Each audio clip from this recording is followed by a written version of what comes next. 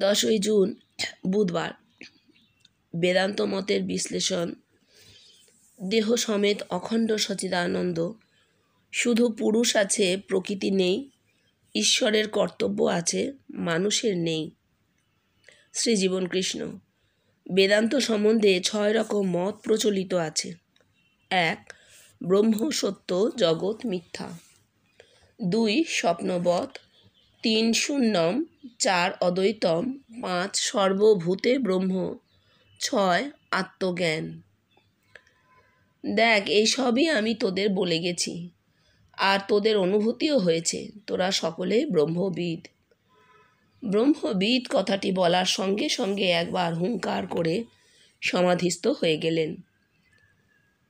সমাধি থেকে অবতরণের পর শ্রীজীবন কৃষ্ণ বললেন, 1. ব্রহ্ম সত্য, জগৎ মিথ্যা। এ বিচারাত্মক।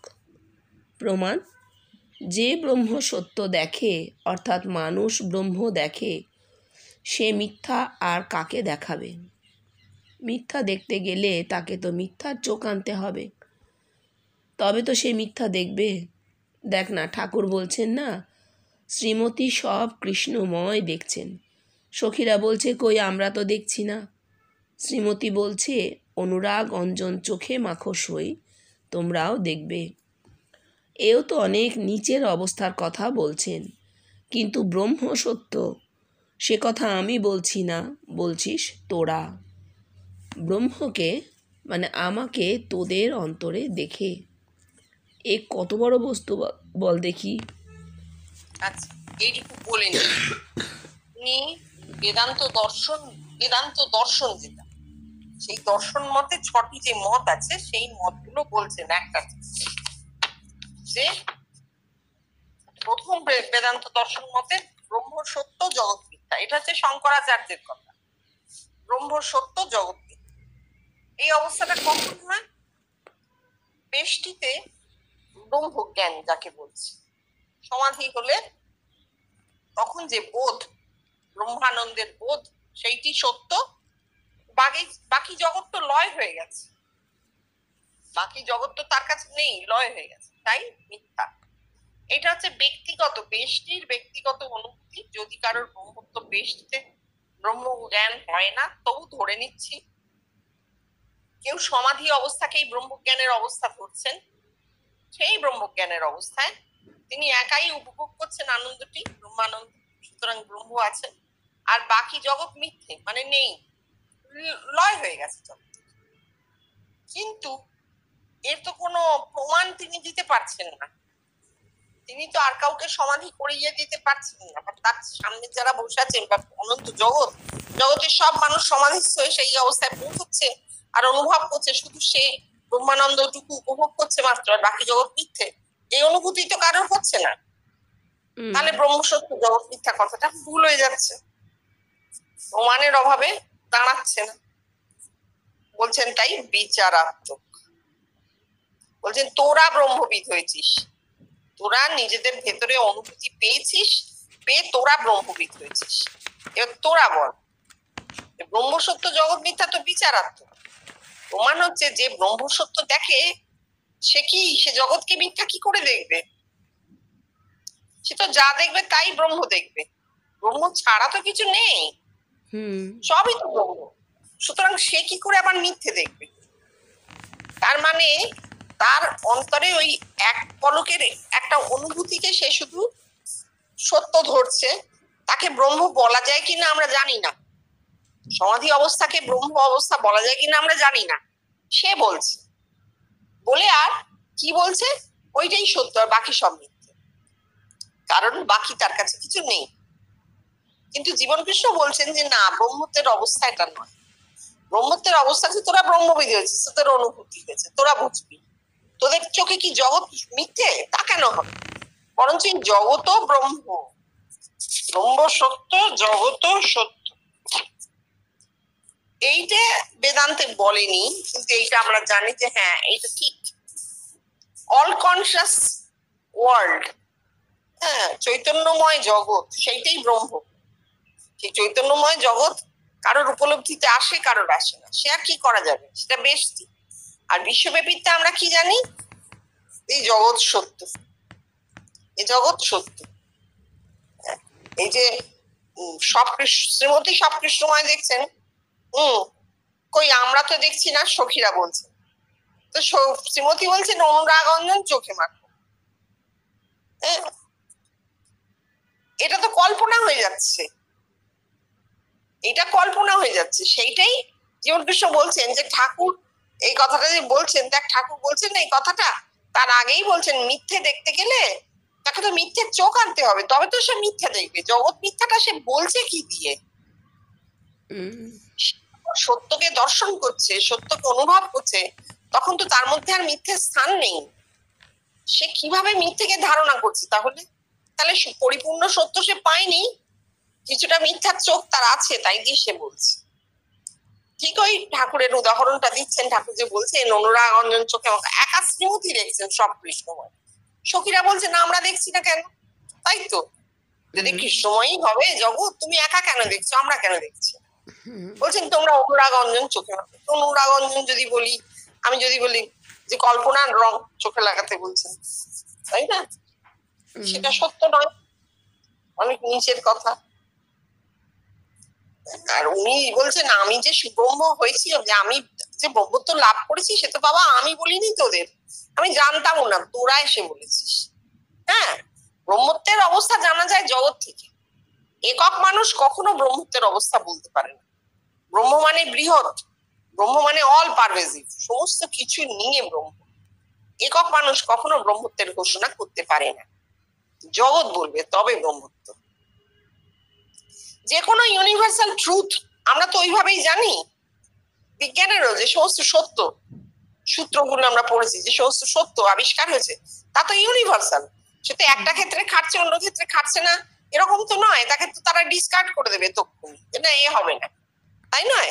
হ্যাঁ, একদমই তাই।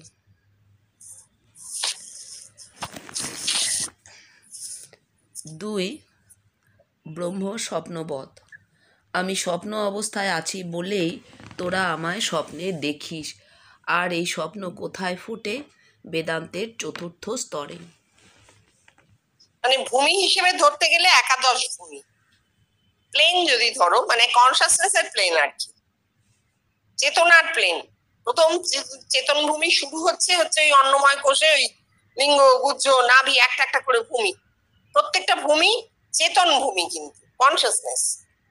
এই কনসাসনেস উঠছে উঠছে উঠছে উঠছে 11th প্লেন, যেটা কনসাসনেস এর 11th প্লেনে গিয়ে স্বপ্নবৎ অবস্থা। কার? জীবন কৃষ্ণের। জীবন কৃষ্ণের তার অস্তিত্বটাই স্বপ্নবৎ হয়ে গেছে, আর তাই জন্য এখনো আমরা স্বপ্নে দেখছি তাকে। হ্যাঁ, এটাই হচ্ছে সব থেকে বড় কথা। কারণ স্বপ্নে স্থানকাল নাশ হয়ে যায়, স্বপ্নে অতীত বর্তমান ভবিষ্যৎ বলে কিছু থাকে না। তখন স্বপ্নে আমি তাকে দেখছি, তখন সেটা বর্তমানেই দেখছি, তাই না? হ্যাঁ হ্যাঁ। এটা হচ্ছে বেদান্তের 4র্থ স্তর। 3 শূন্যম। বেষ্টির সাধন অবস্থায় একটা অবস্থা মাত্র। এর উপলব্ধিও তোদের অনেকের হয়েছে, কিন্তু এতে রফা নেই।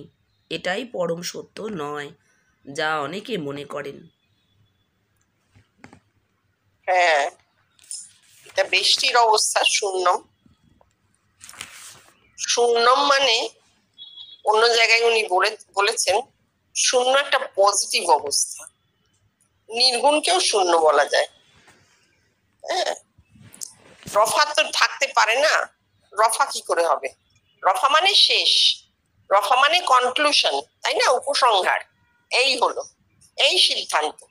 সিদ্ধান্ত তো হবে না, কারণ এই জিনিসের শেষ তো নেই, এটা একটা চলমান প্রক্রিয়া।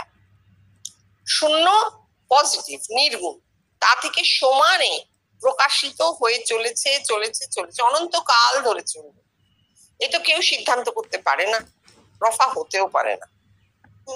এবার যে এই যে ভোলাদা লিখেছেন, এটাই পরম সত্য নয় যা অনেকে মনে করেন। এখানটা ওনার আরো একটু বলে দেওয়া উচিত ছিল। পরম সত্য বলেও কিন্তু কিছু হয় না, বেষ্টির ক্ষেত্রে হয়। একটি মানুষের জীবনে পরম সত্য সে পেতে পারে, জগতের ক্ষেত্রে পরম সত্য বলে কিছু নেই। কারণ জগৎ কথাটার মানে হচ্ছে গতিপ্রাপ্ত, যার গতি আছে সেই জগৎ। তাহলে গতিপ্রাপ্ত বস্তু তার আবার কোথায় সিদ্ধান্ত হবে, কোথায় রফা হবে যে এইখানে সে থামলো তারপর আর নেই? না। সুন্দর। 4. অদ্বৈতম। উপনিষদে এই অদ্বৈতের কথাটার কোনো সুস্পষ্ট ব্যাখ্যা নেই, একমাত্র বেষ্টিতে ব্রহ্মের সঙ্গে এক হওয়া ছাড়া। আর সেটাই বা কি বস্তু তারও কোনো উল্লেখ নেই। অত বড় অদ্বৈতবাদী শঙ্করাচার্যকে ধরা যাক, দেখ সেখানে কি পাওয়া যায়।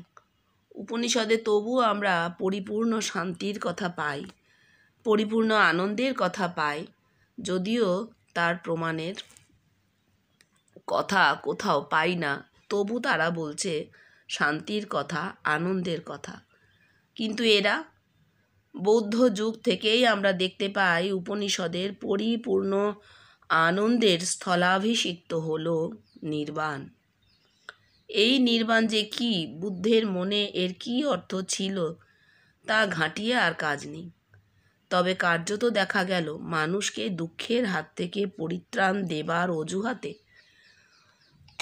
ওর দেওয়া শূন্যতার মাঝে ঝাঁপ দিয়ে আত্মহত্যা করাটাই চরম শান্তি, এই ধারণা চারিদিকে ছড়িয়ে দিলেন। এর দ্বারা কি হলো জানিস? মানুষের পূর্ণতার শান্তি কেড়ে নিয়ে শূন্যতার অশান্তি দিয়ে গেল। এ যে কত বড় মর্মান্তিক তোদের আর কি বলবো। বলে গেল, তোমরা যত কামনা বাসনা নিরস্ত করো, তোমার প্রবৃত্তির মূলোচ্ছেদ করো, তবেই শান্তি পাবে। তবে শান্তি পাবে। হ্যাঁ, কি শান্তি? না, শূন্য শান্তি। শুধু আমাদের দেশেই নয়, দেশের বাইরেও কোনো কোনো জায়গায় এই মত ছড়িয়ে পড়ল। তাতে করে হলো কি, পরিপূর্ণ আনন্দের জায়গায় রিক্ততা এসে দাঁড়ালো।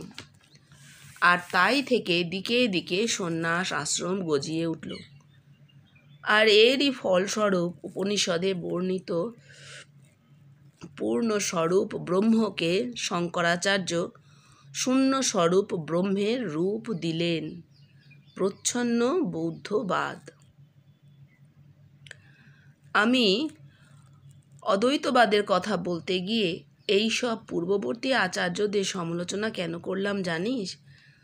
সহস্র মূল বিস্তার করে যে মিথ্যা এতদিন চলে এসেছে, সেই মিথ্যাকে ওরা অদ্বৈতবাদ বলে চালিয়ে এসেছে। তাই আমি এর নতুন নাম দিলাম একত্ববাদ বা ব্রহ্মত্ববাদ। না, বাদ কথাটাকেও বাদ দে, শুধু বল একত্ব বা ব্রহ্মত্ব। এই ব্রহ্মত্ব কি আজ আর তোদের নতুন করে বলার কিছু নেই। সেই কথা, মানুষ বাইরে বহু রূপে, অন্তরে শুধু ব্রহ্মের রূপে, আমার রূপে এক। আমি শূন্য নয়, আমি একটা জ্যান্ত মানুষ, সেই মানুষের রূপে একা আমিই আছি। আর আছি যে, সেই প্রমাণ তোরা দিচ্ছিস, আমি না। এই অদ্বৈত। হ্যাঁ, এটাকে আর বলার কোনো দরকার নেই। ব্যাখ্যাটা উনি ধীরে ধীরে ধীরে ধীরে এনেছেন। উপনিষদে অদ্বৈতবাদ কাকে বলছে? যে এক হয়ে যাওয়া, ব্রহ্ম বলো, পরম সত্তা বলো, তার সঙ্গে এক হয়ে যাওয়া। এই ক্ষুদ্র সত্তা লীন হয়ে যাচ্ছে পরম সত্তায় এবং তাতে পরিপূর্ণতা। উপনিষদের তো প্রথম শ্লোকই হচ্ছে, শুরুই হচ্ছে যে পূর্ণ থেকে পূর্ণ নিলে পূর্ণই পড়ে থাকে, পূর্ণতে কিছু দিলে সেই পূর্ণই থাকে, পূর্ণ কখনো কমে না, তাই তো? এর প্রথম শ্লোক। সুতরাং উপনিষদে পূর্ণের কথা আছে। পূর্ণ মানে পজিটিভ। তুমি সেই পূর্ণকে শূন্যও বলতে পারো। তখন শূন্যকে পজিটিভ বলছি, পূর্ণকে পজিটিভ বলছি, তখন পূর্ণ আর শূন্য এক হয়ে যাচ্ছে। কারণ আমাদের মতে বলবো না, আমাদের চিন্তা ভাবনায় যেটা এসেছে যে শূন্য হচ্ছে নির্গুণ, যাকে আমরা এখনো জানতে পারি, যা ভবিষ্যতের গহ্বরে আছে, যা একটু একটু করে প্রকাশিত হয়। এইটা হচ্ছে আমাদের কাছে শূন্য। একে পূর্ণও বলা যায়, যে পূর্ণ আছেই কিন্তু তা অদৃশ্য, এখনো দৃশ্যমান নয়, তা অল্পে অল্পে অল্পে অল্পে প্রকাশিত হচ্ছে। যতই তুমি নিতে থাকো না কেন, সেই পূর্ণ কোনোদিন শেষ হবে না, কারণ সেটা একটা চলমান ব্যাপার। এভাবে আমরা ভাবছি। এই ভাবনাটার শুরুটা কোথা থেকে হয়েছে? জীবন কৃষ্ণের কথার মাধ্যমে। কারণ আগের কেউ এই কথা বলতে পারেন। শঙ্করের অদ্বৈতবাদ প্রচ্ছন্ন বৌদ্ধবাদ, একদম ঠিক। সবকিছু থেকে তুমি নিজেকে ছিন্ন করে আনো। সংসারে জন্ম হলো, বাবা মার দেহ থেকে জন্ম হলো, অথচ আমি ছিন্ন করছি নিজেকে। কোথা থেকে? সংসার থেকে ছিন্ন করছি। এটা কি হয়? দেহটা তো এসেছে যেখান থেকে দেহের জন্ম, সমস্ত পৃথিবীর রস গ্রহণ করে দেহটা বড় হচ্ছে। সেখান থেকে ছিন্ন হবে সে কি করে? দেহটাকে তো ছিন্ন করা যায় না, তাহলে তো মরে যেতে হয়। কিন্তু কি একটা মাঝামাঝি অবস্থার সৃষ্টি হয়েছে। তো সন্ন্যাস যারা নেন, আমি কাউকে ছোট করছি না, একটা বড় মনের একটা বড় আবেগ থেকে তারা এই জিনিসটা করেন, মনের একটা বড় আদর্শ থেকে তারা এই জিনিসটা করেন। কিন্তু আদর্শে কোথায় গন্ডগোলটা হয়ে যায়, সেটা হচ্ছে সব জিনিস মাঝামাঝি হয়। তাদের তো খেয়ে পরে বাঁচতে হয়, তাদের অঙ্গে বস্ত্র ধারণ করতে হয়, তাদের আশ্রয় চাই, এবং এই সব কটার জন্যে তারা সেই পৃথিবী থেকেই গ্রহণ করে কিছু, তাই নয় কি? আশ্রম, খাদ্য, বস্ত্র, ওষুধপত্র, বয়স হয়ে গেলে কিছু ক্ষেত্রে বিশেষ সেবা, সবই তাদের গ্রহণ করতে হয়। গ্রহণটা তারা কি দিয়ে করে?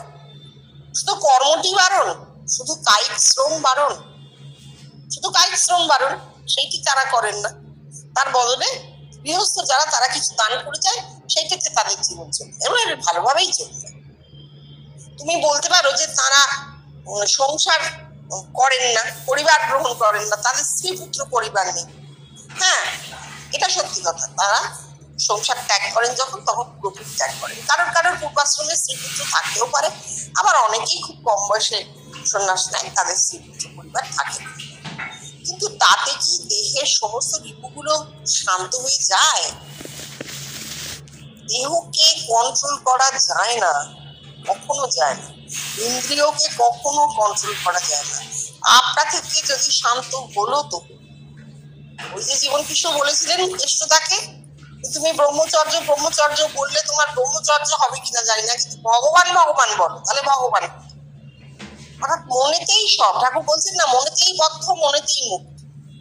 সন্ন্যাস নিয়ে মুক্ত হবে কিনা জানি না, কিন্তু মন যদি তোমার মুক্ত হয়ে যায়, তাহলে তুমি যেখানেই থাকো না কেন মুক্ত।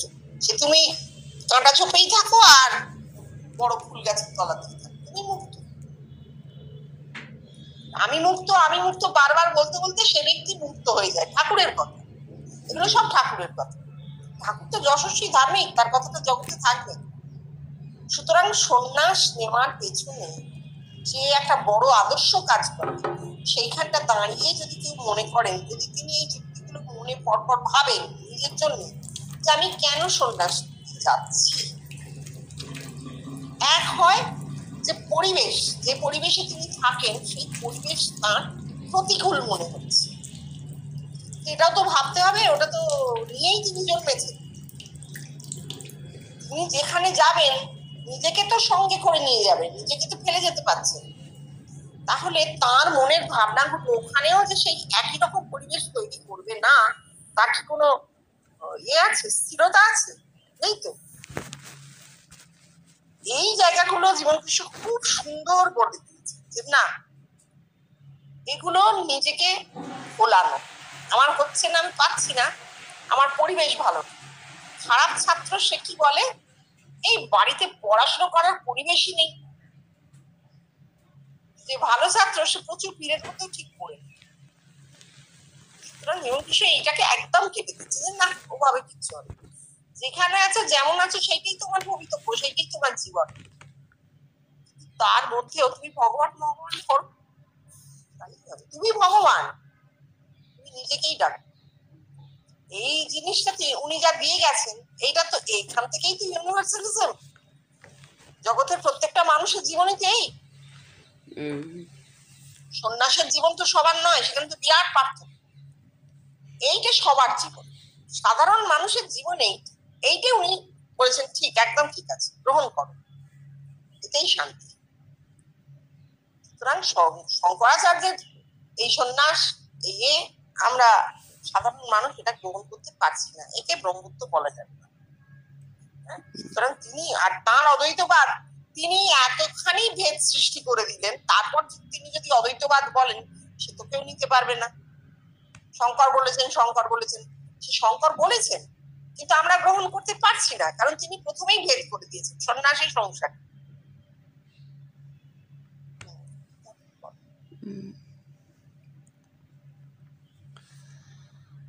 5 সর্বভূতে ব্রহ্ম। কে বলছে এই কথা? উপনিষদ বলছে, যস্তু সর্বাণি ভূতানি আত্মনেবানুপশ্যতি চত্মানাং সর্বভূতেষু ন তত বিজুগুপ্সতে।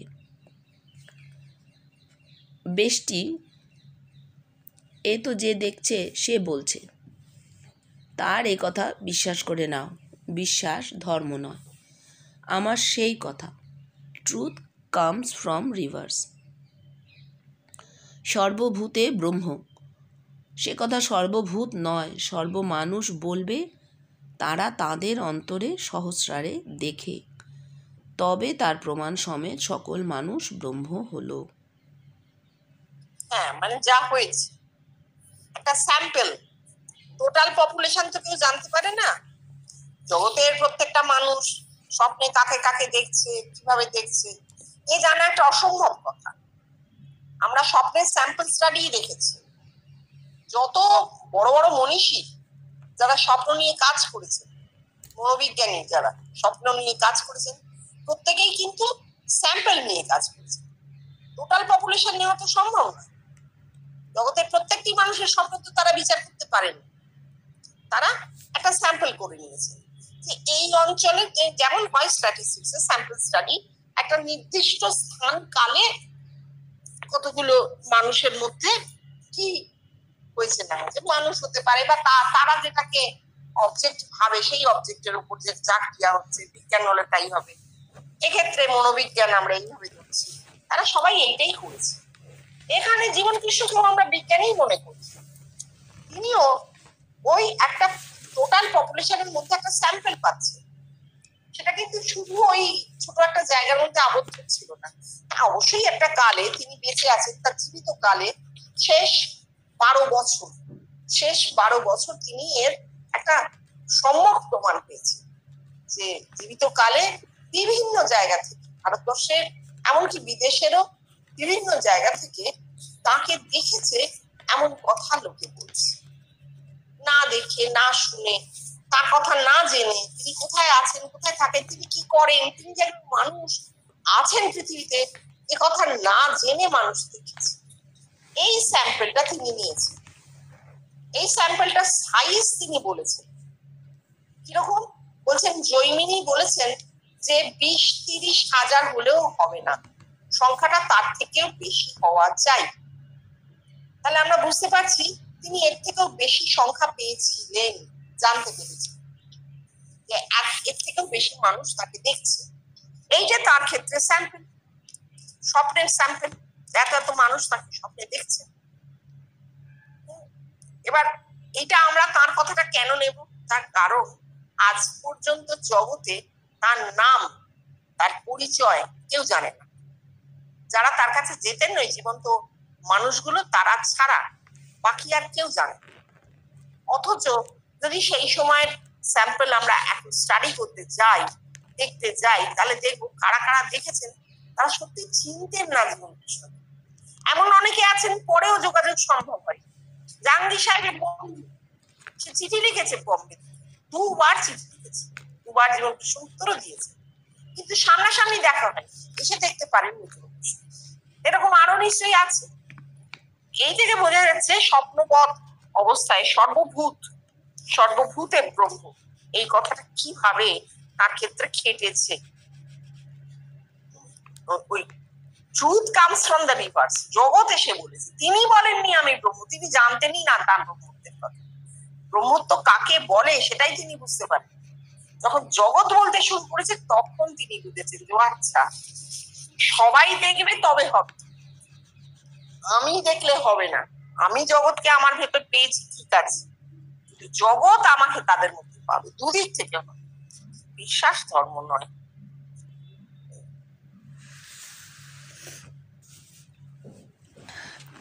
ছয়, আত্মজ্ঞান এও বেষ্টির।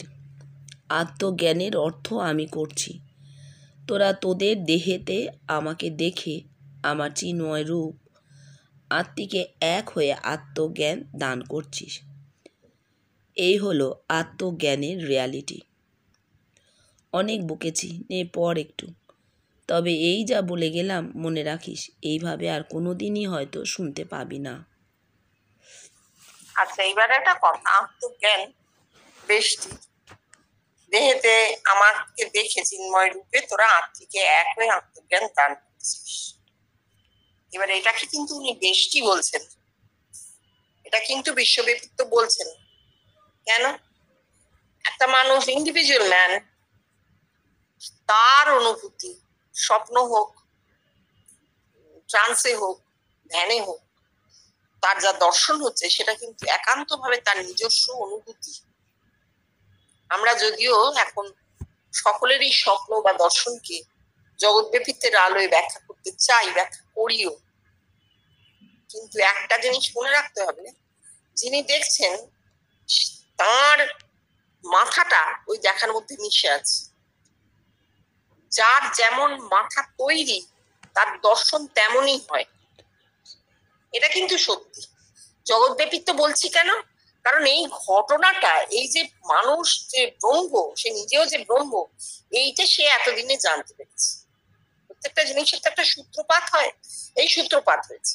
মানুষ জানতে পেরেছে ভগবান বলো, ব্রহ্ম বলো, আত্মা বলো, বাইরে কিছু নেই, সব দেহের মধ্যে, আমার মধ্যেই ভগবান, আমার মধ্যেই ব্রহ্ম, আমিই ব্রহ্ম। এই পুরো দেহটা নিয়েই আমি ব্রহ্ম।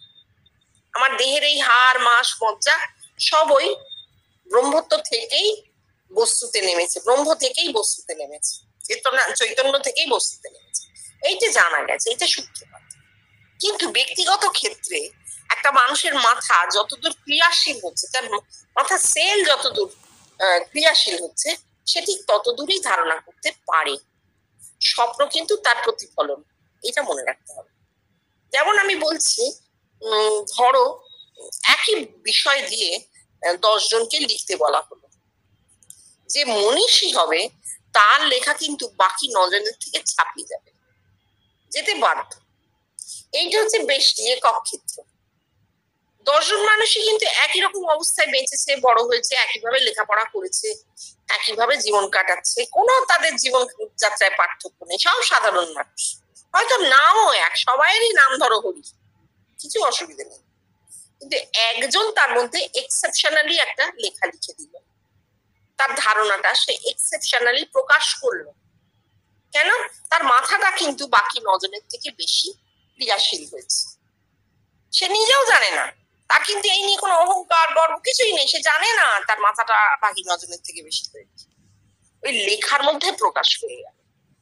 স্বপ্ন অনেকটা তাই, কারণ স্বপ্ন যখন মানুষ দেখে তখন তার যে অহং, ইন্দ্রিয়গুলো তো সব সুপ্ত, তার অহং সুপ্ত, একদম সুপ্ত, কিচ্ছু ক্রিয়াশীল নেই। সেই অবস্থায় সে স্বপ্ন দেখছে, সেই অবস্থায় সে স্বপ্ন দেখছে, তার ব্রেন ইমেজ তৈরি করছে, তাই তো, তার ব্রেনে ইমেজ তৈরি করছে।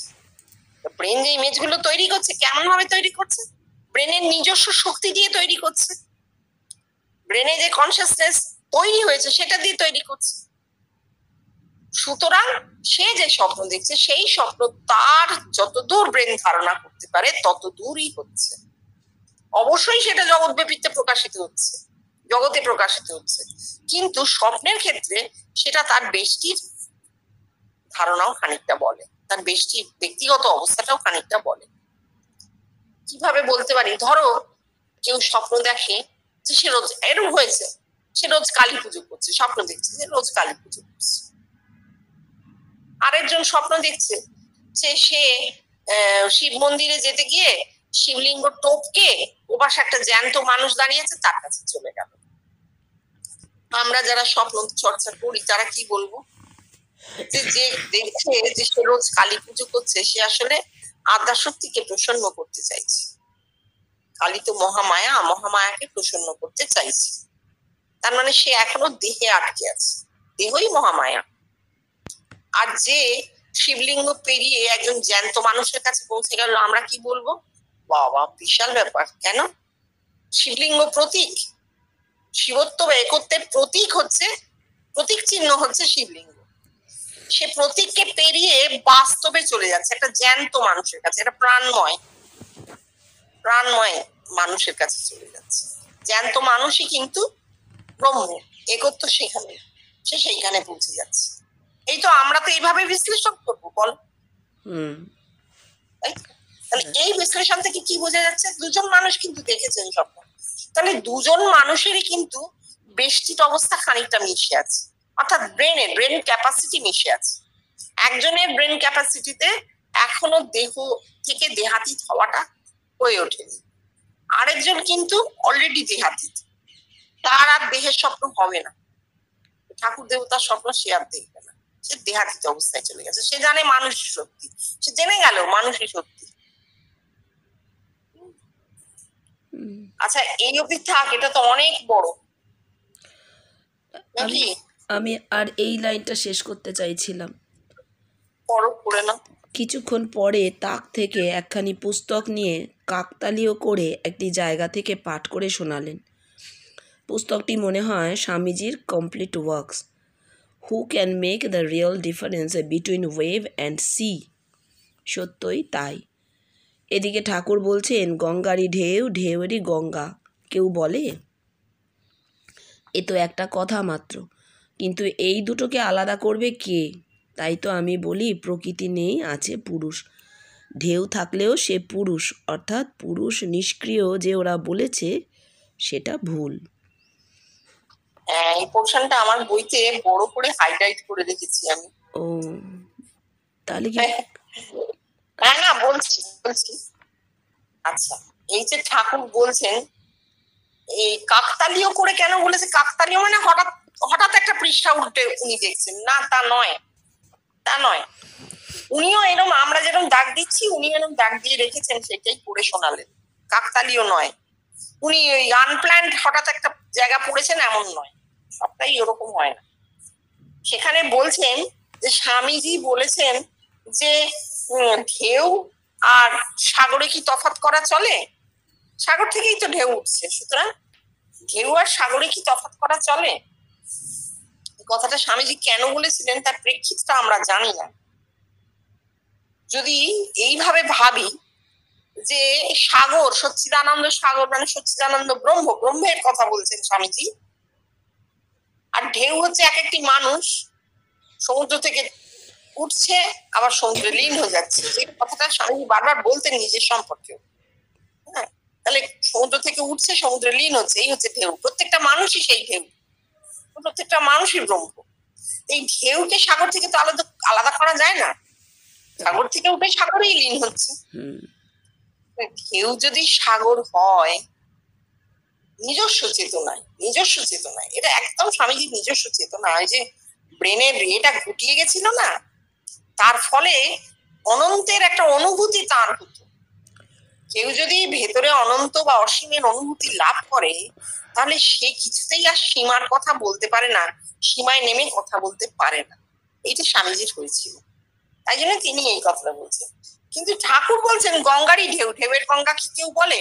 কেন বলছেন? কারণ ঠাকুরের ওই বেষ্টির সাধন হয়েছিল না, আগমের সাধন তো হয়েছিল। ঠাকুর এই কথাটাকে একটু ডিফারেন্স রেখে দিচ্ছেন যে না, ভগবান আর মানুষ এক কি করে হবে? ভগবান মানুষ সৃষ্টি করেছেন, মানুষ ভগবান সৃষ্টি করেছে, এই কি হয়? এরকম জাতীয় একটা কথা যেন তিনি বলতে চাইছেন, কিন্তু এটাও কেটে দিচ্ছেন। জীবন কৃষ্ণ বলছেন একটা কথা মাত্র ঠাকুর যেটা বলছেন, গঙ্গার ঢেউ, ঢেউয়ের গঙ্গা, সে যদি কথাটা ওভাবে নাও বলা যায়, কিন্তু এটা তো সত্যি, গঙ্গার জলেই ঢেউ উঠেছে, আবার সেই জল গঙ্গাতেই ফিরে গেছে, সুতরাং দুটো এক, আলাদা কে করবে? তাই বলছেন উনি, যেটা বলছেন আরো একটু এগিয়ে গিয়ে বলছেন, আমি বলছি প্রকৃতি নেই, আছে পুরুষ। ঠাকুর যে আলাদা করতে পারছেন না কেন? ঠাকুর প্রকৃতিকে নিয়েছেন, ঠাকুরের তো মা ময়াকার, প্রকৃতিকে নিয়েছেন, কিন্তু উনি বলছেন আমি বলছি সবটাই পুরুষ। এবার আমরা যদি বলি এত বড় জগৎ দেখছি চোখের সামনে, এই পা ঠুকে ঠুকে পা ব্যথা হয়ে যাবে, এই বিশাল কঠিন জগৎ, আর একে আমরা পুরুষ বলে একেবারে চৈতন্য স্বরূপ করে দেবো কি করে? পুরুষ মানে তো পিতৃবীজ, তাই না? হ্যাঁ সেই অত্যন্ত মানে কি বলবো, প্রায় অদৃশ্য একটি ক্ষুদ্র কণা, প্রাণের কণা, যা থেকে আমাদের এত বড় দেহ।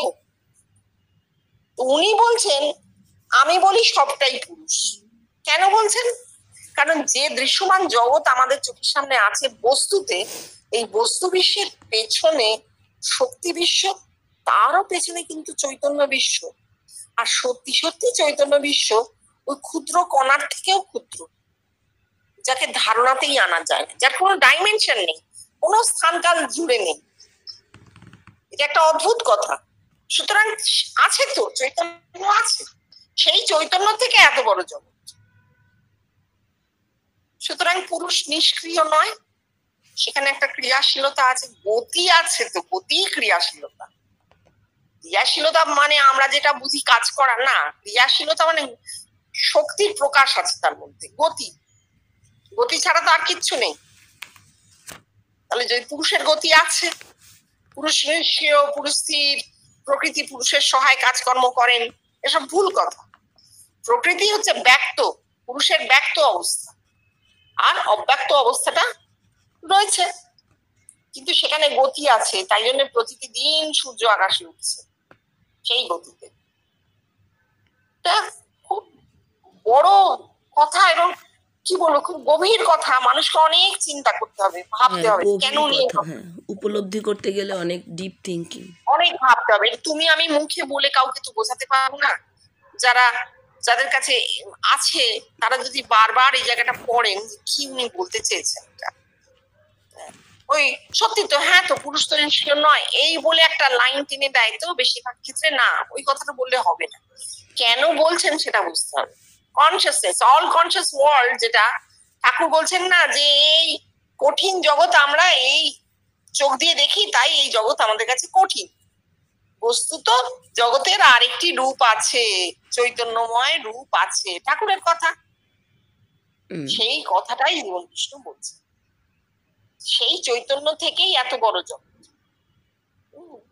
সুতরাং পুরুষ নিষ্ক্রিয় এটা বলা যায় না, মানে গতিশীল অবস্থায় যা আছে তাকে তো নিষ্ক্রিয় বলা যায় না, শাশ্বত গতির মধ্যে আছে।